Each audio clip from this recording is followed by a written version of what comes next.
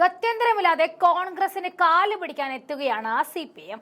November 11 നടക്കുന്ന jubilee hills ഉപതെരഞ്ഞെടുപ്പിൽ കോൺഗ്രസ് സ്ഥാനാർത്ഥിയെ CPM പിന്തുണയ്ക്കും എന്നാണ് അറിയുന്നത്. കോൺഗ്രസ് സ്ഥാനാർത്ഥി നവീൻ യാദവ് ആണ്. നേരത്തെ AIMM, CPIM തെലങ്കാന ജനസമിതിയും കോൺഗ്രസിനെ പിന്തുണയ്ക്കാൻ തീരുമാനിച്ചതാണ്. BJPയെ പരാജയപ്പെടുത്തുക എന്ന ഒറ്റ ലക്ഷ്യത്തെ മുൻനിർത്തിയാണ് ഉപതെരഞ്ഞെടുപ്പിൽ കോൺഗ്രസിനെ തന്റെ പാർട്ടി പിന്തുണയ്ക്കുമെന്ന് CPIM സംസ്ഥാന സെക്രട്ടറി ജോൺ വെസ്ലി പ്രഖ്യാപിച്ചത്. ഇതേസമയം ജനങ്ങളുടെ പ്രശ്നത്തെ സർക്കാരിനെ അറിയിക്കുന്നത് തുടരുമെന്നും അദ്ദേഹം വ്യക്തമാക്കി.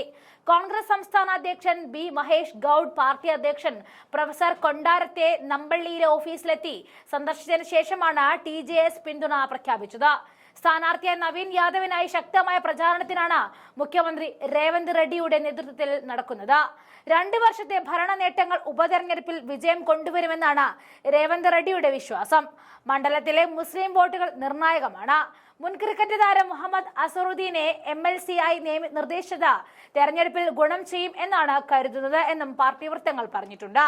മന്ത്രിമാരായ പൊന്നം പ്രഭാകർ, വിവേക് വെങ്കട്ടസ്വാമി, തുമ്മല നാഗേശ്വര റാവു എന്നിവരുടെ നേതൃത്വത്തിൽ ഉപതെരഞ്ഞെടുപ്പ് പ്രഖ്യാപനത്തിന് മുൻപ് മണ്ഡലത്തിൽ ആരംഭിച്ച നിരവധി വികസന പ്രവർത്തനങ്ങളും കോൺഗ്രസിന് ഗുണകരമാകുമെന്ന് നേതാക്കൾ പറയുകയാണ്. 2024 നടന്ന ഉപതെരഞ്ഞെടുപ്പിൽ സെക്കന്ദരാബാദ് കന്റോൺമെന്റ് സീറ്റ് BRSൽ നിന്നും കോൺഗ്രസ് പിടിച്ചെടുത്തു. സമാന രീതിയിൽ ജൂബിലി ഹിൽസിലും വിജയിച്ചാൽ അടുത്ത വർഷം നടക്കാൻ പോകുന്ന GHMSC തെരഞ്ഞെടുപ്പിൽ വലിയ മുന്നേറ്റം നടത്താൻ കഴിയുമെന്നാണ് കോൺഗ്രസിന്റെ പ്രതീക്ഷ. ഇതിപ്പോൾ CPM വോട്ട് പിടിച്ച കോൺഗ്രസ് കുതിക്കുന്ന കാഴ്ചയാണ് കാണുന്നത്. കേരളത്തിൽ BJPയുടെ കൂട്ടുപിടിച്ച കോൺഗ്രസിനെ ഇല്ലാതാക്കാൻ നോക്കുന്നവർ കേരളത്തിന് പുറത്ത് കാലുപിടിക്കുകയാണ്. CJP ബന്ധത്തെ മനസ്സിലാക്കിയ പല നേതാക്കളും അരിവാളം ചുറ്റുകയും നിലത്ത് വെച്ച് ഇറങ്ങുന്നത് നമ്മൾ കാണുകയാണ്. CPM വിട്ട് നേതാക്കന്മാരുടെ തൊഴുക്കാണ് ഇപ്പോൾ കോൺഗ്രസിലേക്ക് നടക്കുന്നത്. ഇതാണ് കേരളത്തിന്റെ കാഴ്ചയെങ്കിൽ കോൺഗ്രസിന് കാലുപിടിക്കുന്ന CPMനെയാണ് നമുക്ക് കേരളത്തിന് പുറത്ത് കാണാൻ കഴിയുന്നത്.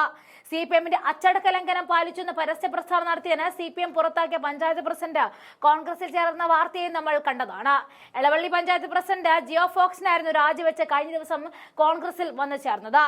കൂടാതെ ദേശീയ നേതാവിന്റെ വിശ്വസ്തനടക്കം 100ഓളം പേർ കോൺഗ്രസിലേക്ക് ചേർന്നതാണ്. മാത്രമല്ല കൊല്ലം ജില്ലയിലെ കുണ്ടറയ്ക്കും കടക്കലിനും പിന്നാലെ തിരുവനന്തപുരത്തും പത്തനംതിട്ടയിലും കൂട്ടരാജി സംഭവിച്ചിരുന്നു. CPMന്റെ കലികാലവും കോൺഗ്രസിന്റെ ശുക്രദശയും ആരംഭിച്ചു കഴിഞ്ഞു. കൊഴിഞ്ഞുപോക്ക് CPM തുടർക്കഥയാകുമ്പോൾ കൂടിച്ചേരലുകൾ അപ്പുറത്തും തുടർക്കഥയാവുകയാണ്.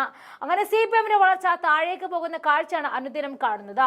മാത്രമല്ല കുറച്ച് ദിവസങ്ങളിലായി പ്രതിപക്ഷ നേതാവ് VD സതീശനും അടൂർ പ്രകാശും പറയാതെ പറഞ്ഞൊരു കാര്യം കൂടി ഇവിടെ ചേർക്കുന്നു.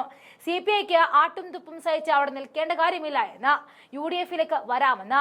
മാത്രമല്ല LDFിലെയും NDAയിലെ പല ഘടക പാർട്ടികളും UDFിലേക്ക് വരാൻ നിൽക്കുന്നുണ്ട് എന്നും പറയുന്നുണ്ട്.